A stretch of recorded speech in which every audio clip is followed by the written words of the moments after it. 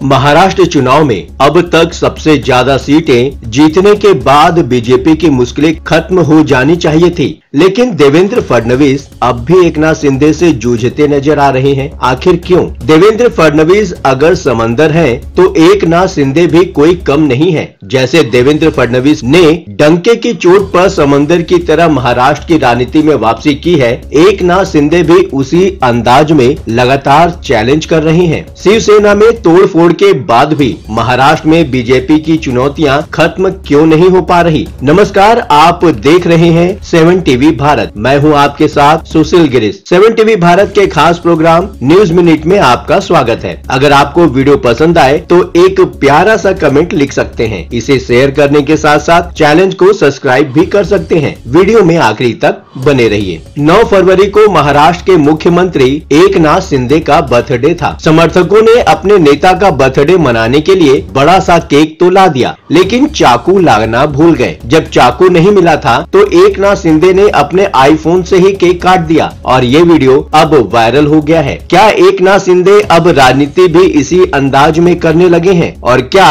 इसलिए देवेंद्र फडणवीस के लिए एकनाथ शिंदे लगातार चुनौती बने हुए हैं? हाल फिलहाल देवेंद्र फडणवीस को कभी राज ठाकरे के घर जाकर मिलते देखा जा रहा है, तो कभी उद्धव ठाकरे वाली शिवसेना के नेताओं से उनके मिलने की खबर आती है। अव्वल तो शिवसेना को टूट जाने और उद्धव ठाकरे के बर्बादी की कगार पर पहुंच जाने के बाद बीजेपी और देवेंद्र फडणवीस की मुश्किलें खत्म हो जानी चाहिए थी, लेकिन हाल के घटनाक्रम तो यही बता रहे हैं कि सब कुछ हो जाने के बाद भी लगता है जैसे कुछ भी नहीं बदला हो। आखिर देवेंद्र फडणवीस चाहते क्या हैं? एकनाथ शिंदे से वो आर पार ही क्यों नहीं कर लेते? डर किस बात का है? वीडियो में आगे बढ़ने से पहले एक छोटी सी रिक्वेस्ट है। अगर अभी तक आपने चैनल को सब्सक्राइब नहीं किया है तो अभी चैनल को सब्सक्राइब करके 7 टीवी भारत के परिवार का हिस्सा बने। वीडियो में आगे बढ़ते हैं। शिंदे की नाराजगी खत्म आखिरकार क्यों नहीं हो रही है? एकनाथ शिंदे तो महाराष्ट्र विधानसभा के नतीजे आने वाले दिन से ही नाराज हैं। नाराजगी तो उनकी और पहले भी शुरू हो गई होगी, जब अमित शाह ने प्रेस कॉन्फ्रेंस में पत्रकारों के सवाल के जवाब में कहा था,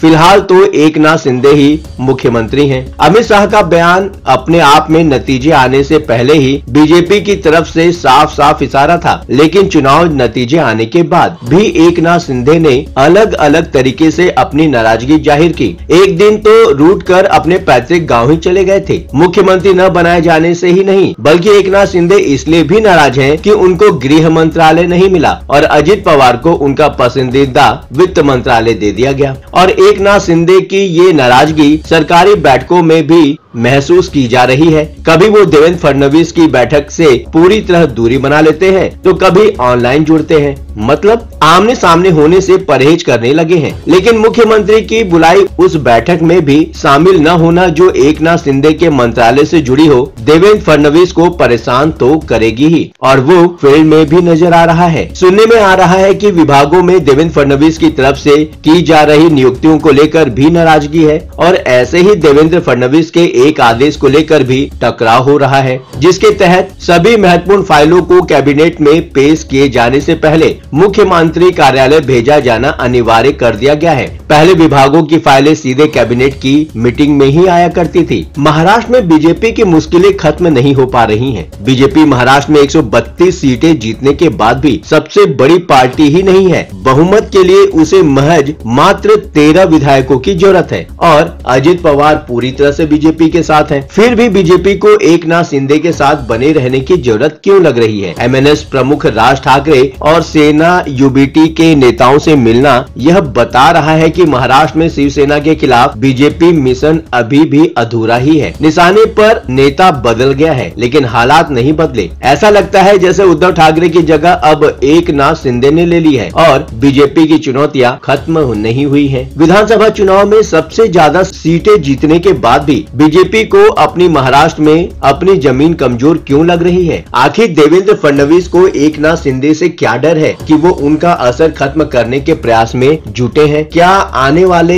बीएमसी चुनाव को लेकर बीजेपी के मन में किसी तरह का डर पैदा हो गया है? क्या बीजेपी को एकनाथ शिंदे की शिवसेना के अंदर से भी एक और एकनाथ शिंदे की तलाश है? फिलहाल इस वीडियो में इतना ही। आपका क्या सोचना है? कमेंट बॉक्स आपका है, बेझिझक अपने विचार कमेंट बॉक्स में शेयर करें। हाँ, चलते चलते ये बात भी बताना जरूरी है कि 7 टीवी भारत अपने दर्शकों की राय और सूचनाओं के लिए हमेशा खुला है। अगर आपके पास कोई महत्वपूर्ण खबरें, अहम घटना, सामाजिक मुद्दा या कोई ब्रेकिंग अपडेट हो तो वीडियो में दिए गए नंबर पर व्हाट्सएप द्वारा आप हमसे संपर्क कर सकते हैं। हम आपकी गोपनीयता की पूर्ण सुरक्षा का आश्वासन देते हैं। आपके विचार, आपके सुझाव हमारे लिए मायने रखते हैं। अब आपकी बात नहीं रहेगी अनसुनी। ये प्लेटफॉर्म है आपका, आपकी आवाज को बुलंद करने का। वीडियो पसंद आया हो तो वीडियो को लाइक करें, साथ ही चैनल को सब्सक्राइब करना ना भूलें। लगातार खबरों के लिए बने रहिए 7 टीवी भारत के साथ।